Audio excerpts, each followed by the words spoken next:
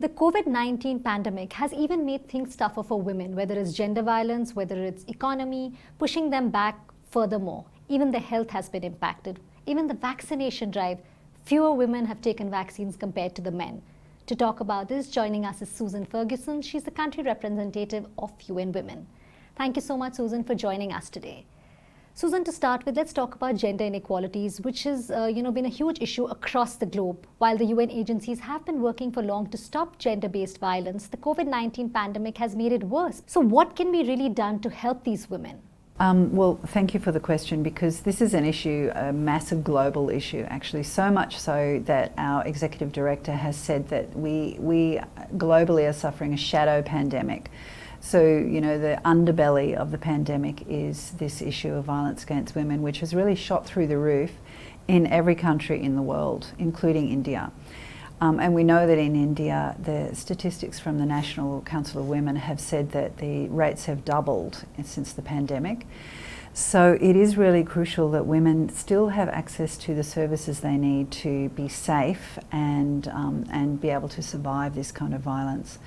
So that means that it's very important to have to be able to access the help in an environment where you can't go outside of your door, though fortunately that's changed quite a bit in recent weeks.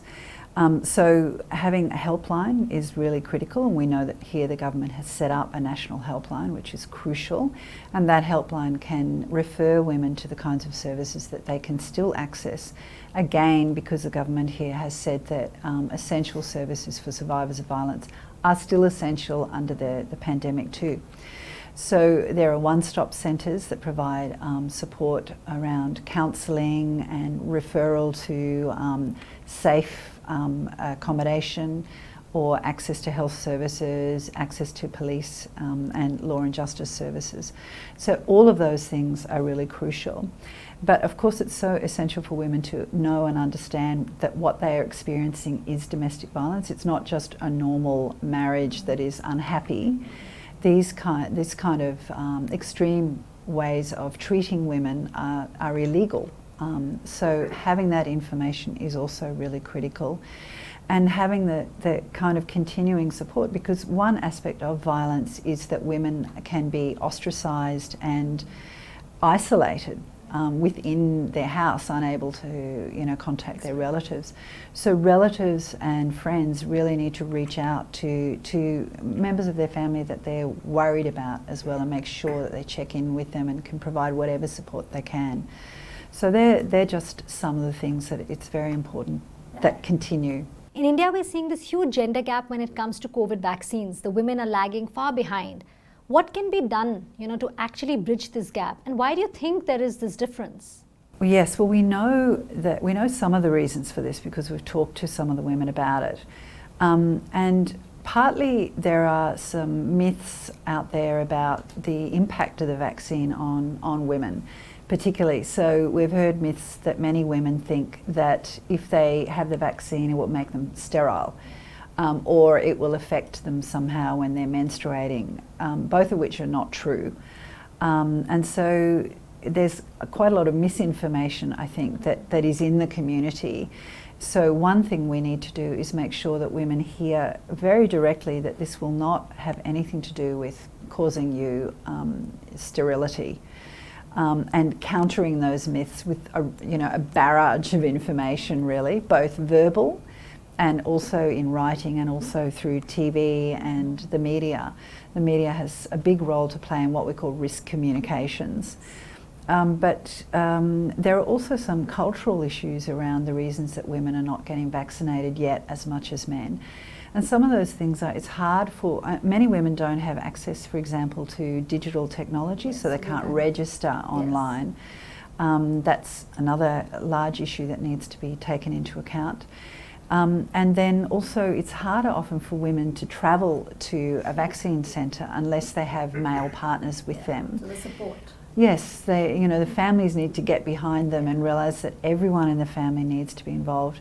And that's then when it comes down to the family level as well, and some of the cultural barriers that exist in the family, sort of prioritising men as the first recipients and not women. Yeah.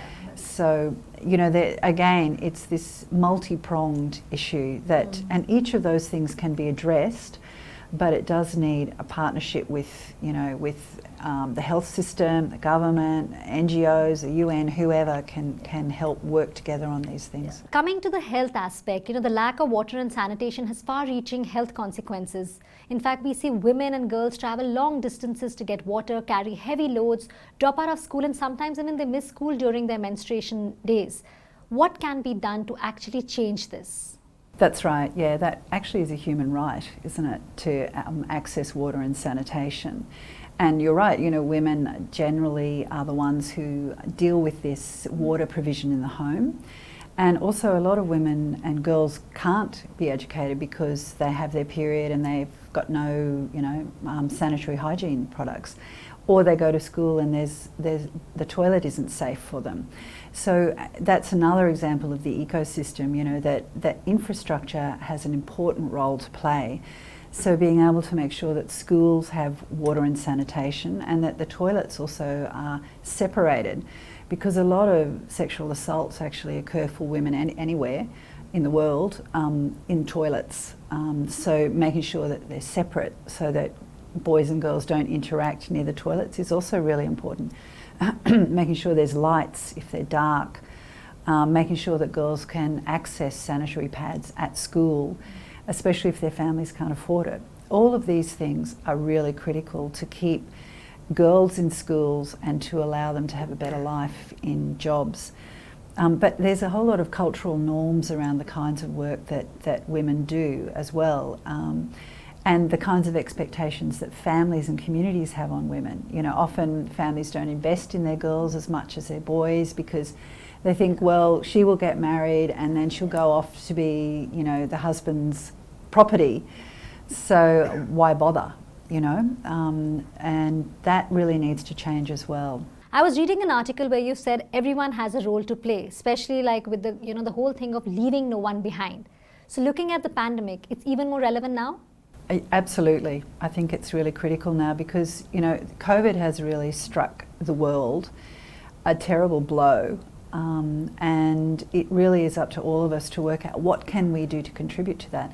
And that's why what we do as individuals matters as well as what the government does and what the private sector does as well. There are all sorts of ways that the private sector can be involved in opening up opportunities for women and girls in their organisations at leadership level, for example.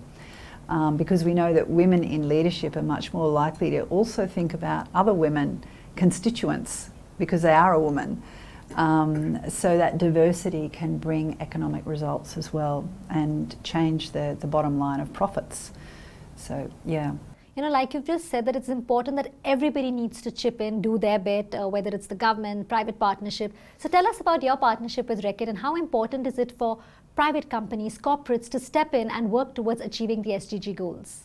Well, it's critical, I think, and we won't reach the Sustainable Development Goals by 2030 unless everyone is involved. And the partnership with Reckitt is actually really crucial because Reckitt has a fantastic track record in working with, for example, manual scavengers, and this is the program we'll be working with Reckitt on, which is retraining women who are really providing one of the worst jobs that they could, and being able to skill them so that they can get jobs in the water and sanitation sector that are more formal or formal entirely.